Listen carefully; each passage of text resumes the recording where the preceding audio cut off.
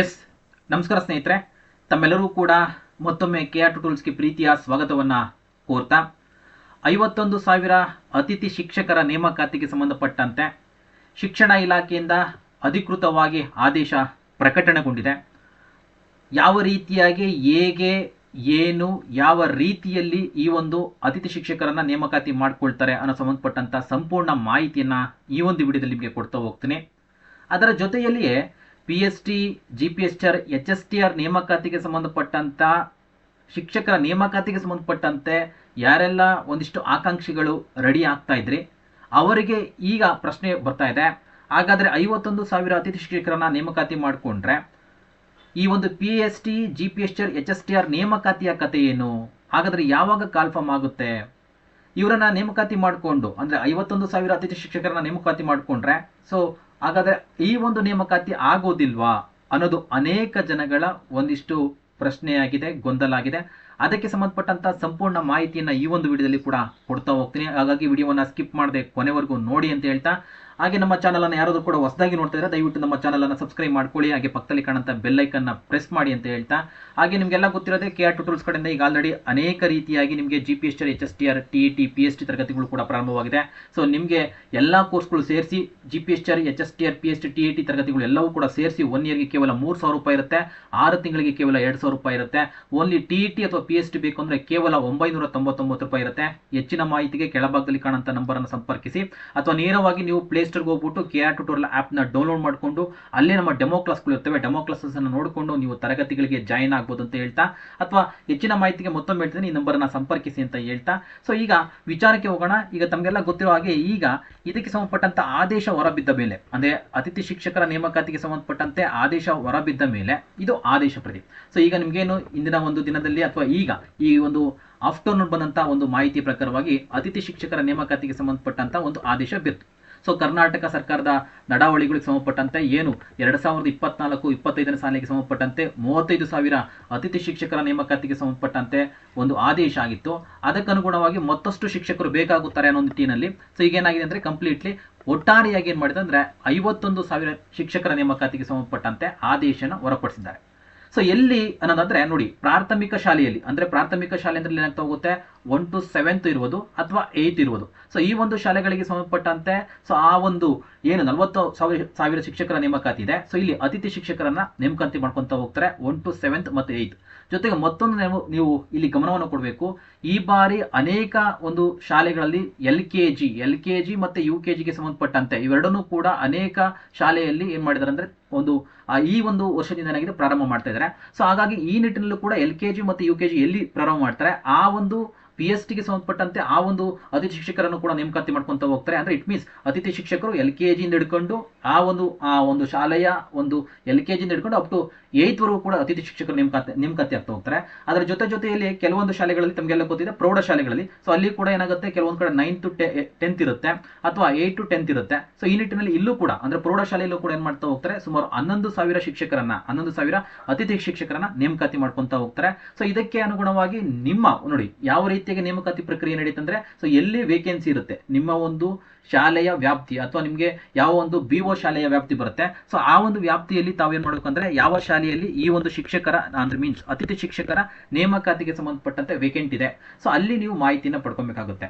ಅಥವಾ ನಿಮ್ಮ ಒಂದು ಸ್ಥಳೀಯ ಶಾಲೆಯಲ್ಲಿ ಹೋಗಿ ಈ ಒಂದು ವೇಕೆಂಟ್ ಇದೆಯಾ ಅಂದ್ರೆ ಪ್ರಾಥಮಿಕ ಶಾಲೆಯಲ್ಲಿ ಇದೆಯಾ ಅಥವಾ ಪ್ರೌಢ ಶಾಲೆಯಲ್ಲಿ ಇದೆಯಾ, ಪ್ರಾಥಮಿಕ ಶಾಲೆಯಲ್ಲಿದ್ದರೆ ಯಾವ ಒಂದು ಸಬ್ಜೆಕ್ಟ್ ಸಂಬಂಧಪಟ್ಟಂಗಿದೆ ಅಥವಾ ಪ್ರೌಢಶಾಲೆಗೆ ಸಂಬಂಧಪಟ್ಟಂತೆ ಯಾವ ಸಬ್ಜೆಕ್ಟ್ ಸಂಬಂಧಪಟ್ಟಂಗಿದೆ ಅದರ ಮಾಹಿತಿಯನ್ನು ಪಡ್ಕೊಂಡು ನೀವು ಈ ಒಂದು ಅಪ್ಲಿಕೇಶನ್ಸ್ ಅನ್ನ ಕೊಡಬೇಕಾಗುತ್ತೆ. ಸೊ ಅಪ್ಲಿಕೇಶನ್ಗೆ ಸಂಬಂಧಪಟ್ಟಂತೆ ಮುಂದಿನ ದಿನಗಳಲ್ಲಿ ಕೂಡ ನಿಮಗೆ ಈ ಒಂದು PDF ನಮಗೆ ಕೊಡ್ತಾ ಹೋಗ್ತೀವಿ ಯಾವ ರೀತಿಯಾಗಿ ಅಪ್ಲಿಕೇಶನ್ ಫಾರ್ಮ್ ಇರುತ್ತೆ. ಈಗ ಆಲ್ರೆಡಿ ಸುಮಾರು ಜನಕ್ಕೆ ನಿಮಗೆ ಅಪ್ಲಿಕೇಶನ್ ಫಾರ್ಮ್ ಸಿಕ್ಕಿರುತ್ತೆ. ಸೊ ಆ ಒಂದು ಅಪ್ಲಿಕೇಶನ್ ಫಾರ್ಮ್ನ ಫಿಲ್ ಮಾಡಿಕೊಂಡು ನಿಮ್ಮ ಒಂದು ಕ್ವಾಲಿಫಿಕೇಶನ್ ಏನಿದೆ ಜೊತೆಗೆ ನಿಮ್ಮ ಒಂದು ಏನಾದರೂ ಕೂಡ TET ಪಾಸ್ ಆಗಿತ್ತು ಅಥವಾ ಒಂದಿಷ್ಟು ಏನಾದರೂ ಕೂಡ ನಿಮ್ಮದು ನೆಟ್ ಸ್ಲೆಟ್ ಈ ಥರ ಪಾಸ್ ಆಗಿತ್ತು ಇದಕ್ಕೆ ಸಂಬಂಧಪಟ್ಟಂತೆ ಏನಾದರೂ ಕೂಡ ಹಾಕಿದ್ರೆ ಸೊ ಏನಾಗುತ್ತೆ ನಿಮಗೆ ಸ್ಥಳೀಯವಾಗಿ ಮತ್ತೊಬ್ಬರು ಯಾರು ಕಾಂಪಿಟೇಟರ್ ಇದ್ದು ಸೊ ಅವರಿಗೆ ಈ ಒಂದು ಕ್ವಾಲಿಫಿಕೇಶನ್ ಆಗಿಲ್ಲ ಅಂದರೆ ಸೊ ಹೆಚ್ಚು ಪ್ರಾಧಾನ್ಯತೆ ನಿಮಗೆ ಕೊಡ್ತಾ ಹೋಗ್ತಾರೆ. ಅವೆಲ್ಲವೂ ಕೂಡ ಇರುತ್ತೆ. ಮೀನ್ಸ್ ನಿಮಗೆ ಸ್ಥಳೀಯವಾಗಿ ಮೊದಲಿಗೆ ಸ್ಥಳೀಯವಾದಂಥ ಅಭ್ಯರ್ಥಿ ಕೊಡ್ತಾರೆ. ಆ ಸ್ಥಳೀಯವಾದಂಥ ಅಭ್ಯರ್ಥಿಗಳಿಗೆ ಸಂಬಂಧಪಟ್ಟಂತೆ ಅದರಲ್ಲಿ ಯಾರು ಹೈಯೆಸ್ಟ್ ಮಾರ್ಕ್ಸ್ ಅಂತ ತೆಗೆದಿರ್ತಾರೆ ಅಥವಾ ಈ ಥರ TET ಯಾರು ಎಲಿಜಿಬಲ್ ಆಗಿರ್ತಾರೆ ಅವ್ರಿಗೆ ಹೆಚ್ಚು ಪ್ರಾಧಾನ್ಯತೆಯನ್ನು ಕೊಡ್ತಾ ಹೋಗ್ತಾರೆ.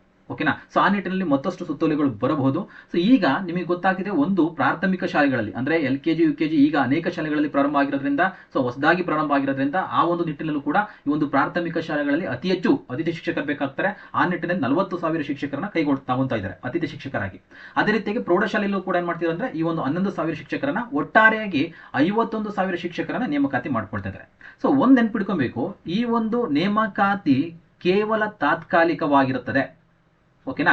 ನೋಡಿ, ಇಲ್ಲಿ ಪ್ರಮುಖವಾಗಿ ನೀವು ಗಮನಿಸಬಹುದು ಇಲ್ಲಿ, ಓಕೆನಾ, ಇಲ್ಲಿ ಪ್ರಾಥಮಿಕ ಮತ್ತು ಪ್ರೌಢಶಾಲೆಗಳಲ್ಲಿ ಖಾಲಿ ಇರುವಂತಹ ಶಿಕ್ಷಕರ ಹುದ್ದೆಗಳಿಗೆ ನೋಡಿ, ಹುದ್ದೆಗಳಿಗೆ ಎದುರಾಗಿ ಶೈಕ್ಷಣಿಕ ಹಿತದೃಷ್ಟಿಯಿಂದ ಈಗ ನಮ್ಮ ಕತೆ ಏನು, ಆಗ್ಲಿ ನಿಮ್ಗೆ ಹೇಳಿದೆ, PSTಗೆ ಸಂಬಂಧಪಟ್ಟಂಗೆ ತಯಾರಿಯನ್ನು ಮಾಡ್ತಾ ಇದ್ದೀವಿ, GPSTಗೆ ಸಂಬಂಧಪಟ್ಟಂತೆ ತಯಾರಿಯನ್ನು ಮಾಡ್ತಾ ಇದ್ದೀವಿ, HSTಗೆ ಸಂಬಂಧಪಟ್ಟಂತೆ ತಯಾರಿಯನ್ನು ಮಾಡ್ಕೊಳ್ತಾ ಇದ್ದೀವಿ. ಹಾಗಾದ್ರೆ ನಮ್ಮ ಕತೆ ಏನು? ಈ ಒಂದು ಇಷ್ಟೆಲ್ಲಾ ನೇಮಕಾತಿಯನ್ನ ಅತಿಥಿ ಶಿಕ್ಷಕರನ್ನ ನೇಮಕಾತಿ ಮಾಡ್ಕೊಳ್ಬೇಕಾದ್ರೆ ನಮ್ಮನ್ನ ಇವ್ರು ನೇಮಕಾತಿ ಮಾಡ್ಕೊಳ್ತಾರ?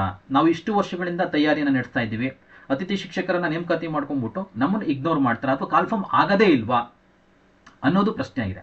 ಸೊ ನೋಡಿ, ಇಲ್ಲಿ ಅದನ್ನೇ ನಿಮ್ಗೆ ಎಕ್ಸ್ಪ್ಲೈನ್ ಮಾಡ್ತಿದ್ದೆ. ಈಗ ಈ ಒಂದು ಶಿಕ್ಷಕರು ತಾತ್ಕಾಲಿಕವಾಗಿರ್ತಾರೆ ಅಂದ್ರೆ ನಿಮ್ಗೆಲ್ಲ ಗೊತ್ತಿರುತ್ತೆ, ಅಂದ್ರೆ ಈ ಒಂದು ನೇಮಕಾತಿ ಪ್ರಕ್ರಿಯೆ ಏನು ಪೂರ್ಣಗೊಳ್ಳವರೆಗೂ, ಅಂದ್ರೆ ಕಾಲ್ಫಾರ್ಮ್ ಆಗಿ ನೇಮಕಾತಿ ಏನು ಶಿಕ್ಷಕರು ಆ ಒಂದು ಶಾಲೆಗೆ ಪರ್ಮನೆಂಟ್ ಟೀಚರ್ ಯಾರು ಬರ್ತಾರೆ, ಸೊ ಅಲ್ಲಿಯವರೆಗೆ ಅಥವಾ ಈ ಒಂದು ಶೈಕ್ಷಣಿಕ ವರ್ಷದ ಅಂತ್ಯದವರೆಗೆ ಏನಾಗುತ್ತಂದ್ರೆ ಅದ್ರಲ್ಲಿ ಯಾವ್ದು ಮೊದಲು ಬರುತ್ತಾ, ಸೊ ಅಲ್ಲಿಯವರೆಗೆ ಏನಾಗುತ್ತಂದ್ರೆ ಈ ಶಿಕ್ಷಕರು ಇರ್ತಾರೆ.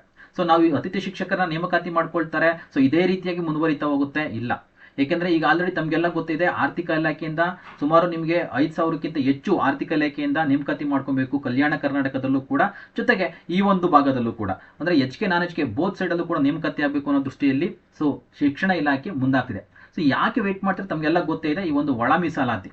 ಸೊ ಒಳ ಮೀಸಲಾತಿಗೆ ಸಂಬಂಧಪಟ್ಟಂತೆ ಇದಕ್ಕೆ ಸಂಬಂಧಪಟ್ಟಂತೆ ಕಂಪ್ಲೀಟ್ ಕ್ಲಿಯರೆನ್ಸ್ ಬರಬೇಕು. ಸೊ ಆಗ ಬಂದಾಗ ಏನಾಗ್ತಾ ಹೋಗುತ್ತಂದ್ರೆ ಶಿಕ್ಷಣ ಇಲಾಖೆ ಒಳ ಮೀಸಲಾತಿಗೆ ಸಂಬಂಧಪಟ್ಟಂತ ಎಲ್ಲವೂ ಕೂಡ ಅದಕ್ಕೆ ಸಂಬಂಧಪಟ್ಟಂತ ಮಾಹಿತಿಗಳು ಸಂಪೂರ್ಣವಾಗಿ ಸರ್ಕಾರಕ್ಕೆ ದೊರೆತು ಅದಕ್ಕೆ ಸಂಬಂಧಪಟ್ಟಂತೆ ಅಧಿಕೃತವಾಗಿ ಸರ್ಕಾರ ಓಕೆ ಆಯ್ತು ಎಲ್ಲವೂ ಕೂಡ ನೇಮಕಾತಿ ಮಾಡ್ಕೊಳ್ಳಿ ಅಂತ ಒಂದು ಆದೇಶ ಪ್ರಕಟಣೆಗೊಳ್ತು ಅಂದ್ರೆ ಇಮಿಡಿಯೇಟ್ಲಿ ಏನಾಗ್ತಾ ಹೋಗುತ್ತೆ, ಶಿಕ್ಷಣ ಇಲಾಖೆಯಿಂದ ನಿಮಗೆ ಈ ಒಂದು PST GPSTR HSTR ನೇಮಕಾತಿಗೆ ಸಂಬಂಧಪಟ್ಟಂತೆ ಇಲಾಖೆ ಮುಂದಾಗ್ತಾ ಹೋಗುತ್ತೆ. ಸೊ ಹಾಗಾಗಿ ಈ ಒಂದು ಒಳ ಮೀಸಲಾತಿಗೆ ಸಂಬಂಧಪಟ್ಟಂತೆ ಏನು ನಡೀತಾ ಇದೆ, ಸೊ ಇದಕ್ಕೆ ಸಂಬಂಧಪಟ್ಟಂತೆ ನಿಮ್ಗೆ ಏನಂದ್ರೆ ವಿತಿನ್ ನಮಗೆ 2 ಮಂತ್ಸ್ ಅಂತ ಹೇಳ್ತಾ ಇದ್ದಾರೆ ಅಥವಾ 2-3 ಮಂತ್ಸ್ ಅಂತ ಹೇಳ್ತಿದ್ದಾರೆ. ಸೊ ಆಡ್ಲಿ ನಿಮ್ಗೆ ಏನಾಗುತ್ತೆ ಅಂದ್ರೆ ನನ್ನ ಪ್ರಕಾರ ನವೆಂಬರ್ ತಿಂಗಳಿಗೆ ಸಂಬಂಧಪಟ್ಟಂತೆ ನೋಡಿ, ನವೆಂಬರ್ ತಿಂಗಳಿಗೆ ಸಂಬಂಧಪಟ್ಟಂತೆ ಈ ಒಂದು ಏನು ನೇಮಕಾತಿಯ ಅಧಿಸೂಚನೆ ಹೊರಬರಬಹುದು. ಅದು PST GPSTR HSTಗೆ ಸಂಬಂಧಪಟ್ಟಂತೆ ಹೊರಬಹುದು.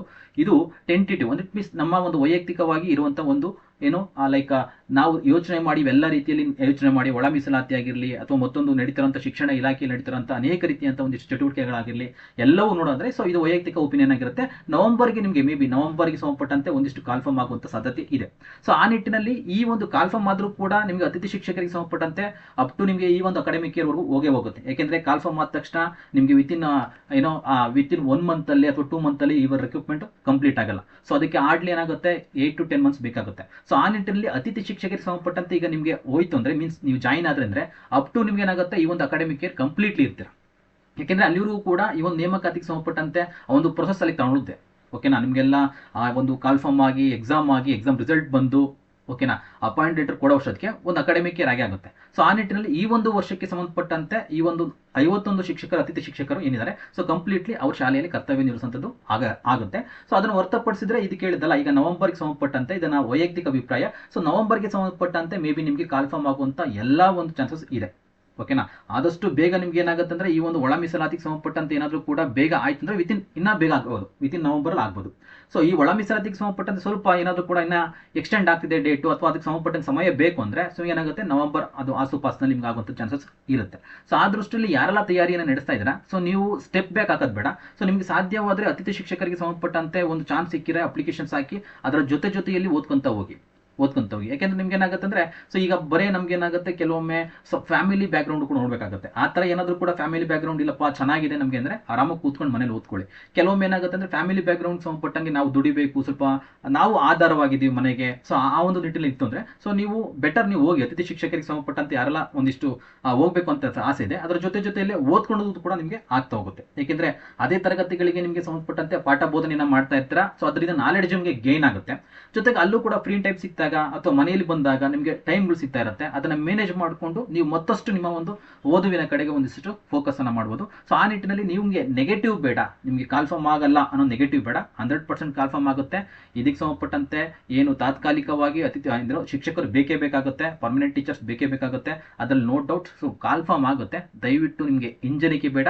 ಸೊ ಈ ಒಂದು ನಿಟ್ಟಿನಲ್ಲಿ ಯಾರೆಲ್ಲ ಇದ್ದೀರಾ, ಸೊ ಆ ಒಂದು ಅತಿಥಿ ಶಿಕ್ಷಕರನ್ನು ಮಾಡ್ಕೊಳ್ಳೋದ್ರ ಜೊತೆಗೆ ನೀವು ನಿಮ್ಮ ಒಂದು ಸ್ಟಡಿಯನ್ನು ಕೂಡ ಅಥವಾ ಅತಿಥಿ ಶಿಕ್ಷಕರಾಗಿ ನೀವು ಆಯ್ಕೆಯಾಗಿ ಅಲ್ಲಿ ವರ್ಕನ್ನು ಮಾಡೋದ್ರ ಜೊತೆಗೆ ಇದ್ರ ಮೇಲೆಗೂ ಕೂಡ ಫೋಕಸನ್ನು ಮಾಡಿ ಒಳ್ಳೇದಾಗುತ್ತೆ. ಯಾವುದೇ ರೀತಿ ನೆಗೆಟಿವ್ ಥಾಟ್ಸ್ ಬೇಡ. ಸೊ ನಿಮಗೆಲ್ಲರೂ ಕೂಡ ಒಳ್ಳೇದಾಗಲಿ ಅಂತ ಹೇಳ್ತಾ, ಸೊ ನಿಮಗೆ ಈ ಒಂದು ಏನು ಮಾಹಿತಿ ಇಷ್ಟ ಆಗಿರುತ್ತೆ ಅಂತ ಭಾವಿಸ್ತೀನಿ. ಈ ಒಂದು ಮಾಹಿತಿ ಇಷ್ಟ ಆಗಿತ್ತು ಅಂದರೆ ದಯವಿಟ್ಟು ಲೈಕ್ ಮಾಡಿ, ನಿಮ್ಮ ಸ್ನೇಹಿತರಿಗೆ ಶೇರ್ ಮಾಡಿ ಅಂತ ಹೇಳ್ತಾ, ಸೊ ಇದು ನಿಮಗೆಲ್ಲ ಗೊತ್ತಿದೆ, ಇದು ಪರ್ಮನೆಂಟ್ ಅಲ್ಲ, ಇದು ಶಾಶ್ವತ ನೇಮಕಾತಿ ಅಲ್ಲ, ತಾತ್ಕಾಲಿಕ ನೇಮಕಾತಿ. ಓಕೆನಾ? ಸೊ ಆ ದೃಷ್ಟಿಯಿಂದ ಸೊ ಎಲ್ಲಿವರೆಗೂ ಕೂಡ ಈ ಒಂದು ನೇಮಕಾತಿಯಿಂದ ಅಥವಾ ನೇರ ನೇಮಕಾತಿಯ ಮುಖಾಂತರವಾಗಿ ಶಿಕ್ಷಕರನ್ನ ಭರ್ತಿ ಮಾಡುವವರಿಗೆ ಮಾತ್ರ ಇರುತ್ತೆ, ಅಥವಾ ಈ ಒಂದು ಅಕಾಡೆಮಿಕ್ ಇಯರ್ನ ಎಂಡ್ವರೆಗೂ ಮಾತ್ರ ಇರುತ್ತೆ 51,000 ಶಿಕ್ಷಕರು. ಸೊ ಹಾಗಾಗಿ ಭಯ ಪಡೋದು ಬೇಡ, ಕಾಲ್ಫಾರ್ಮ್ ಆಗುತ್ತೆ. 100% ಓದ್ಕೊಳ್ಳಿ, ನಿಮ್ಗೆ ಹೆಲ್ಪ್ ಆಗುತ್ತೆ ಅಂತ ಹೇಳ್ತಾ, ಸೊ ಇಲ್ಲಿಗೆ ಈ ಒಂದು ವಿಡಿಯೋವನ್ನು ಮುಗಿಸ್ತಾ ಇದ್ದೀನಿ. ಸೊ ಧನ್ಯವಾದಗಳು.